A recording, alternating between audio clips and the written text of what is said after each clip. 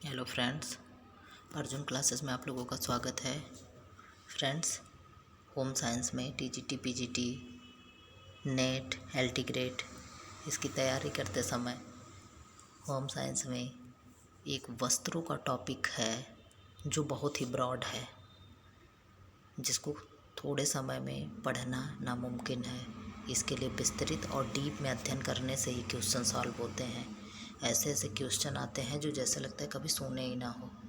तो हम लोग इसको देखेंगे। छोटा छोटा टॉपिक बना करके हम आप लोगों का वस्त्रों के तंतु तथा उनकी विशेषताओं को कंप्लीट करेंगे। आप लोग इसको देखते रहिएगा।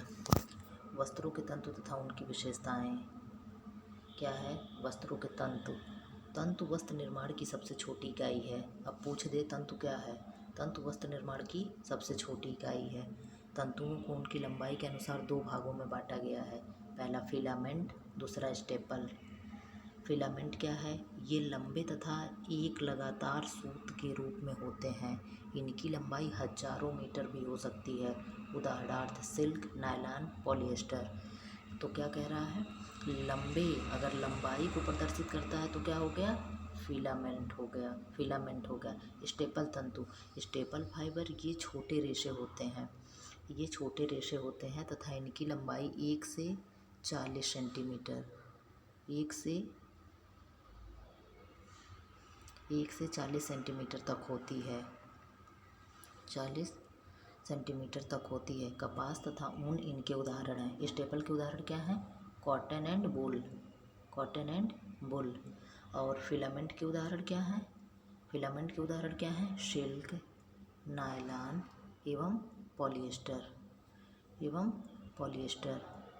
कभी कभी फिलामेंट तंतु की लंबाई काट कर उन्हें छोटा किया जाता है ताकि स्टेपल फाइबर बनाया जा सके। तंतुओं को उनकी प्राप्ति के साधनों के अनुसार भी विभाजित किया जाता है।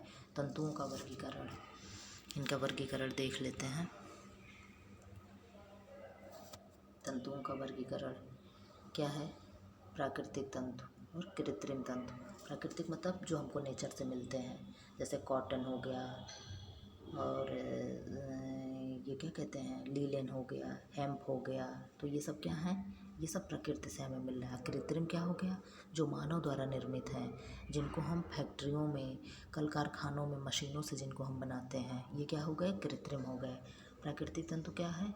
वनस्पति, जांतव, खनिज। वनस्पति मतलब पेड़ पौधे से, कपास हो गया, लीलन हो गया, हेम्प हो गया, रेम्प हो गया, ठीक है। और जांतव क्या हो गए? ऊन हो गए, अरे वो क्या कहते हैं, भेड़ हो गई, खरगोश हो गए। इनके खाल से, इनके बाल से जो बनता है जांतव। और खनिज क्या हो गया? एस्बेस्टस, जैसे सोना चांदी लगाया जाता है। अब ये क्या होती हैं? पहले कौन सी साड़ी आती थी? जरी की साड़ी, जो बनारसी साड़ियाँ आती हैं, उसमें क्या होता है? चांदी के पतले पतले रेसे लगे होते हैं, सोने के रेसे लगे होते हैं, तभी तो इनके दाम कास्टली होते हैं। लोग कहते हैं 5 लाख के लहंगा है, तो क्या ऐसे ही कपड़े के ही होते हैं? उसमें सोने के तार और ये सब तार लगे होते हैं, चांदी के तार। तो ये क्या हो गया? वनस्पति, जांतव और खनिज, ये प्राकृतिक हो गए। अब वनस्पति में भी देखिए, बीज बाल है तंतु, इसमें क्या है? कपास हो गया, तने के बाल, तने वाले बाल, लीलेन, जूट, हेम्प, ठीक है। खनिज क्या हो गया? एस्बेस्टस। जांतव क्या हो गया? रेशम एवं ऊन। रेशम किससे निकलता है? रेशम के कीड़े होते हैं जो शहतूत के पेड़ पे पाले जाते हैं, शहतूत के पत्ते खाते हैं। उनके लार्वा से जो निकलता है, उनके नाक के छिद्र से निकलता है, उससे रेशम बनता है। ऊन क्या हो गया? ऊन भेड़ के बाल हो गए, बकरी के बाल हो गए, खरगोश के बाल हो गए। ये हो गया प्राकृतिक तंतु। ये क्या हो गया? प्राकृतिक तंतु। अब कृत्रिम तंतु क्या है? मानव द्वारा निर्मित क्या है? रेयान। रासायनिक द्वारा निर्मित। तो रासायनिक क्या है? Nylon, Dacron, एक्रिलान, आरलान। इसके बहुत प्रकार हैं, यहाँ तो सिर्फ 4 ही दिया है। ये क्लास 9th का बुक है, इसमें थोड़ा दिया है, लेकिन और जगह पे इसमें ज़्यादा दिया है।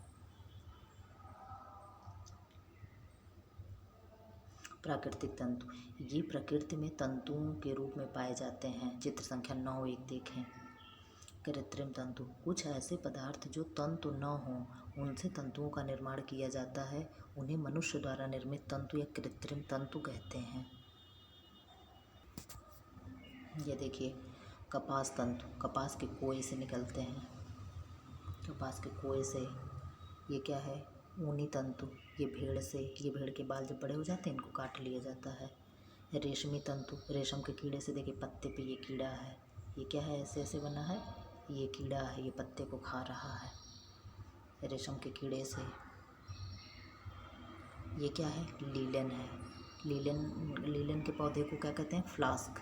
क्या कहते हैं, फ्लास्क। लीलन किससे निकलता है, फ्लास्क नामक पौधे के रेशे से। जूट होता है, जूट का एक पौधा होता है, उस पौधे के से ये लकड़ी होती है, इससे रेशा ये उखाड़ लिया जाता है, पानी में भिगाया जाता है, भिगा करके इसको उखाड़ लिया जाता है। ये क्या है, प्राकृतिक तंतु। ये 3 भागों में विभाजित किए जाते हैं, 3 भागों में इनको बांटा जाता है। प्राकृतिक तंतु को 3 भागों में बांटा जाता है। वनस्पतिक तंतु, वनस्पतिक मतलब ये वनस्पत जगत से प्राप्त होते हैं, जैसे कपास व कापोक, ये बीज के बालों से प्राप्त होते हैं। कुछ अन्य जंतु जैसे जूट, लीलेन, कुछ अन्य तंतु जैसे जूट, लीलेन, हेम्प पौधों के तनों से प्राप्त होता है।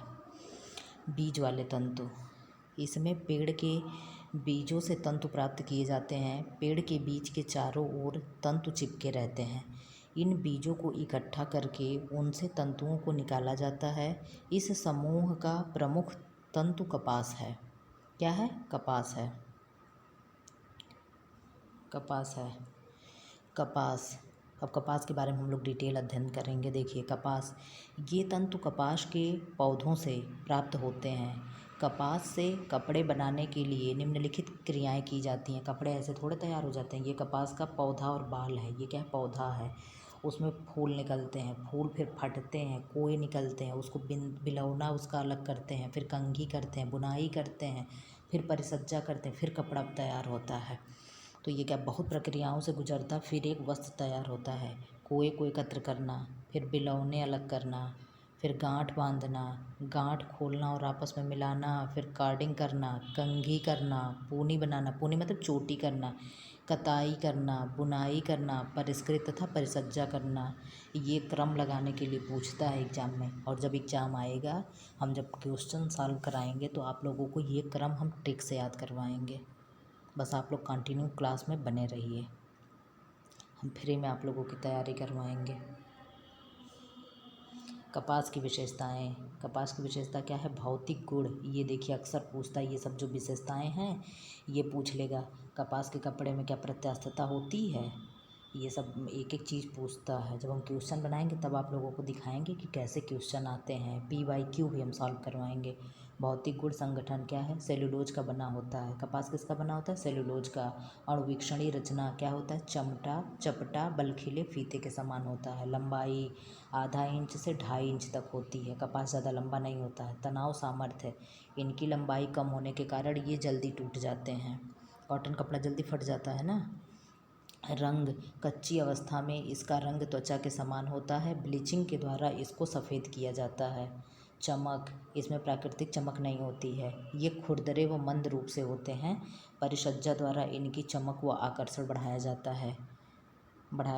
प्रत्यास्थता, सूती कपड़ों में प्रत्यास्थता की कमी होती है। प्रत्यास्थता मतलब खिंचाव, हम उसको खींच के फैला नहीं सकते हैं, जिसके कारण इनमें शिकन जल्दी पड़ जाती है, इसके कारण ये जल्दी सिकुड़ जाते हैं। कॉटन कपड़ा पहन के बैठिए, अभी देखिए कैसे सिकुड़ जाएगा। ताप संवाहक, ये ताप के अच्छे संवाहक होते हैं। हाँ, इनको प्रेस करो, ज़्यादा हीट करके करो तो ये सह लेते हैं। अतः गर्म प्रदेशों में सूती वस्त्रों का उपयोग उत्तम होता है। नमी सूखने की क्षमता, इनमें पानी सूखने की क्षमता अधिक होती है, अतः गर्मी में शरीर में से पसीना सोख लेते हैं। रगड़ का प्रभाव, सूती कपड़ों पर रगड़ का कोई प्रभाव नहीं होता, अतः इन्हें धोते समय ज़्यादा सावधानी की आवश्यकता नहीं होती। कस कस कर रगड़िए तो भी फटता नहीं है। प्रकाश व ताप का प्रभाव, इन पर सूर्य की किरणों का कोई हानिकारक प्रभाव नहीं पड़ता। संकुचन, सूती वस्त्र पानी में डालने पर कभी कभी सिकुड़ जाते हैं, अतः इनमें परिसज्जा द्वारा संकोचन प्रतिरोधकता लाई जाती है। रासायनिक गुण, अम्ल का प्रभाव, सांद्र अकार्बनिक अम्ल HCl, HNO3, H2SO4 आदि में गलकर नष्ट हो जाता है। क्षार का प्रभाव, क्षारीय पदार्थों का कोई प्रभाव नहीं पड़ता, परंतु रंगीन वस्त्रों पर का रंग निकल जाता है। निकल जाता है। रंग का प्रभाव, सूती वस्त्रों पर रंग देर से चढ़ता है, अतः रंग चढ़ाने के लिए नमक, फिटकरी, क्षार आदि का प्रयोग रंग के साथ किया जाता है। ब्लीच का प्रभाव, सूती कपड़े ब्लीच का प्रभाव क्या होगा? इनको किसी भी विधि से ब्लीच किया जा सकता है। फफूंदी का प्रभाव, सूती वस्त्रों को नमी या सीलन युक्त स्थान पर रखने से उनमें फफूंदी लग जाती है, वस्त्रों से गंध आने लगती है। तने वाले तंतु, अब यहाँ से हम लोग कल देखेंगे तने वाले तंतु, ये अलग हो गए यहाँ से। अभी तक ये क्या थे? बीज या कोए वाले तंतु। अब हम लोग क्या देखेंगे? तने वाले तंतु।